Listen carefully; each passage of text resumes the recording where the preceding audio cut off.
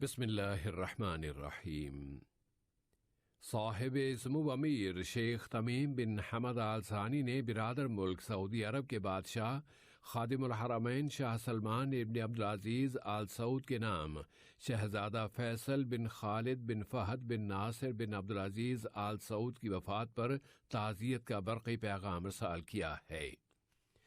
نائب امیر شیخ عبداللہ بن حمد آل ثانی نے بھی برادر ملک سعودی عرب کے بادشاہ خادم الحرمین شاہ سلمان ابن عبدالعزیز آل سعود کے نام شہزادہ فیصل بن خالد بن فہد بن ناصر بن عبدالعزیز آل سعود کی وفات پر تعزیت کا برقی پیغام روانہ کیا ہے۔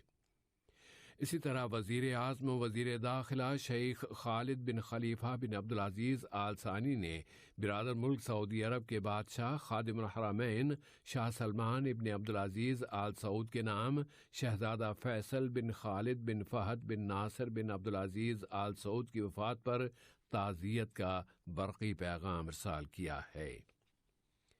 خلیج کے عربی ملکوں اور یمن کے لیے اقوام متحدہ کی تنظیم برائے تربیت، سائنس و ثقافت یونیسکو کی نمائندہ اور دوحہ آفس کی ڈائریکٹر ڈاکٹر آنا پاولینی نے قطر اور یونیسکو کے درمیان تعلقات کی اہمیت پر زور دیا ہے۔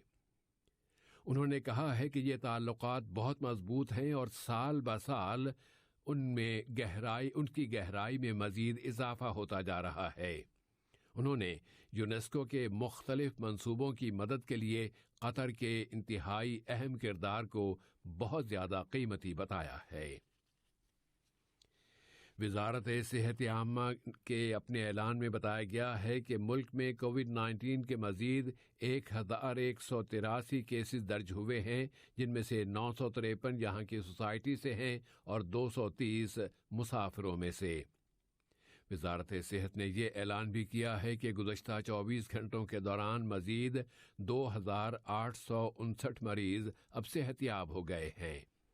اس کے بعد ملک میں اب تک اس وبا سے شفا پانے والوں کی مجموعی تعداد 3,24,626 ہو گئی ہے۔ 2 اور مریض وفات پا گئے ہیں۔ ان کی عمریں 60 اور 77 برس تھیں۔ وہ دونوں مختلف مستقل بیماریوں کے بھی شکار تھے اور انہیں ضروری طبی سرپرستی فراہم کی جا رہی تھی۔ روزانہ متاثر ہونے والے افراد کی تعداد میں مسلسل کمی کے ساتھ ساتھ شفا پانے والوں کی تعداد میں مسلسل اضافہ ہو رہا ہے۔ اس کی ایک وجہ تو ملک میں صحت کا شعبہ بہت طاقتور ہے اور وہ اس وائرس کے خلاف جنگ میں زبردست کوششیں کر رہا ہے۔ پھر بطور خاص ویکسینیشن پر بھرپور توجہ دی جا رہی ہے۔ وزارت صحت عامہ نے بتایا ہے کہ حمد میڈیکل کارپوریشن کے اسپتالوں میں داخل کرائے جانے والے کووڈ-19 کے مریضوں کی فائلوں کے مطابق انتہائی نگہداشت کے شعبے یعنی ICU میں داخل ہونے والے مریضوں کی اکثریت ان لوگوں پر مشتمل ہے جنہوں نے اس وائرس کے خلاف ویکسین نہیں لی ہے۔ ایک قابل توجہ واقعے میں بین الاقوامی اتحادی فوجوں نے شام کے شہر ادلب کے شمالی نواحی علاقے میں ایک عمارت پر فضائی فورس اتارنے کا آپریشن کیا ہے، جس میں خواتین اور بچوں سمیت 13 اشخاص قتل کر دیے گئے ہیں۔ امریکہ کے صدر جو بائیڈن نے اعلان کیا ہے کہ شام میں فوج کے اس کامیاب آپریشن میں داعش تنظیم کا مرکزی لیڈر ابو ابراہیم الہاشمی القرشی قتل ہو گیا ہے۔ اس لیڈر کے بارے میں امریکہ کے ایک اعلیٰ افسر نے کہا ہے کہ اس لیڈر نے امریکی فوج کا آپریشن شروع ہوتے ہی اپنے آپ کو دھماکے سے اڑا لیا تھا۔ اسے مختلف القاب سے پکارا جاتا تھا، ان میں ایک لقب تھا پروفیسر اور دوسرا المدمر یعنی تباہ کن۔ تباہ کن کے القاب اس لیے تباہ کن کا لفظ اس لیے اس کے لیے استعمال ہوتا تھا کہ ایک قتل عام میں اس کی ذمہ داری اس پر عائد کی جاتی ہے، اور اس قتل عام میں عراق کے شمالی حصے میں الازیدی نامی اقلیتی فرقے کو نشانہ بنایا گیا تھا اور اس کا صفایا کر دیا گیا تھا۔ اور حقیقت یہ ہے کہ ابو ابراہیم الہاشمی القرشی کو کوئی بہت زیادہ مشہوریت یا شہرت حاصل نہیں ہوئی تھی۔ اس کا اصل نام امیر محمد سعید عبد الرحمن المولی بتایا جاتا ہے، لیکن اس نے کئی مستعار نام رکھے ہوئے تھے۔ داعش تنظیم نے اسے الامیر ابو ابراہیم الہاشمی القرشی کے نام سے پیش کیا تھا۔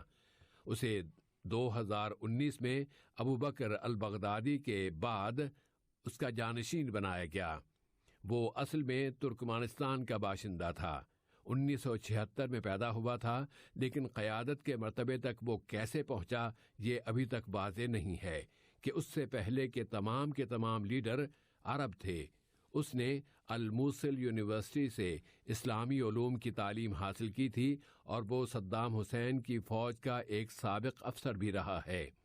وہ 2003 میں عراق پر امریکی چڑھائی کے بعد القاعدہ تنظیم میں بھی شامل ہو گیا تھا۔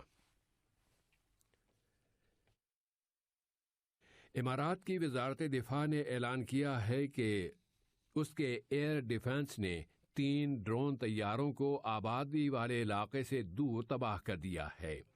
حوثیوں کی جانب سے اس سے پہلے 3 حملوں کے بعد ان طیاروں کے ذریعے ایک نیا حملہ کیا گیا ہے۔ ذریعہ اسنا امریکہ کی وزارت خارجہ نے اپنے اس موقف کو دہرایا ہے کہ یمن کے بحران کا کوئی سفارتی حل تلاش کیا جائے، جبکہ حوثی اس بحران سے اور اس کے اثرات سے فائدہ اٹھا رہے ہیں۔ یمنی بحران کے سفارتی حل کی تلاش میں ہی ایران کے وزیر خارجہ حسین امیر عبداللہیان نے اپنے اماراتی ہم منصب عبداللہ بن زائد آل نہیان کے ساتھ ٹیلی فون پر بات چیت کی ہے، اور اس گفتگو میں یمنی بحران اور متعدد دوسرے علاقائی مسائل زیر بحث آئے ہیں۔ حسین امیر عبداللہیان نے کہا ہے کہ جنگ کی برقراری کسی بھی فریق کے حق میں نہیں ہے، جبکہ عبداللہ بن زائد نے کہا ہے کہ امارات یمن کے تمام فریقوں کو ابھار رہا ہے کہ وہ اقوام متحدہ کی مدد سے کسی سیاسی حل تک پہنچ جائیں۔ طالبان تحریک کے وزیر خارجہ امیر خان متقی نے کہا ہے کہ افغانستان کی نئی حکومت اسے بین الاقوامی سطح پر تسلیم کیے جانے کے قریب ہے۔ امیر خان متقی نے واشنگٹن سے مطالبہ کیا ہے کہ وہ سینٹرل بینک کے اثاثوں یعنی ایسٹس پر لگائی گئی پابندیاں ختم کر دے تاکہ ملک میں جاری انسانی بحران کی شدت میں کمی لائی جا سکے۔ ترکی کے صدر رجب طیب ایردوان نے آج روس یوکرین بحران کے تمام فریقوں سے اپیل کی ہے کہ وہ ضبط و تحمل سے کام لیں اور علاقے میں امن کی بحالی کے لیے ڈائیلاگ اور بات چیت کا راستہ اپنائیں۔ پروگرام کے مطابق صدر ایردوان اپنے یوکرینی ہم منصب کے ساتھ ملاقات کرنے والے ہیں تاکہ علاقے میں جاری کشیدگی میں کمی کے لیے کوئی راستہ تلاش کیا جا سکے۔ امریکہ نے کہا ہے کہ وہ شمالی کوریا کے ساتھ سنجیدہ سفارتی کوششیں شروع کرنے کو تیار ہے تاکہ جزیرہ نما کوریا کو ایٹمی ہتھیاروں سے مکمل طور پر پاک کرنے کے کام میں ٹھوس پیش رفت ہو سکے۔ یہ بات امریکہ کی نائب وزیر خارجہ وینڈی شیرمین نے جنوبی کوریا کے اپنے ہم منصب چوئی یونگ کن اور جاپان کے موری ٹاکیو کے ساتھ ٹیلی فون پر بات چیت کرتے ہوئے کہی ہے۔ اور آخر میں کرکٹ، PSL 7 کا 10واں میچ اس وقت کراچی کے نیشنل اسٹیڈیم میں کھیلا جا رہا ہے۔ کوئٹہ کی گلیڈیٹر ٹیم اور اسلام آباد کی یونائیٹڈ ٹیمیں ایک دوسرے کے مد مقابل ہیں۔ اسلام آباد یونائیٹڈ ٹیم نے مقررہ 20 اوورز میں 4 وکٹوں کے نقصان پر 229 رنز سکور کر لیے ہیں اور اب کوئٹہ گلیڈیٹر کو 230 کا ہدف حاصل کرنا ہے۔ گلیڈیٹر نے ہی آج ٹاس جیت کر پہلے بالنگ کرنے کا فیصلہ کیا تھا۔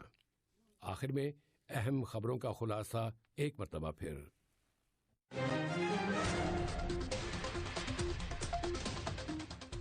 صاحب سمو امیر نے خادم الحرمین سے تعزیت کا اظہار کیا ہے۔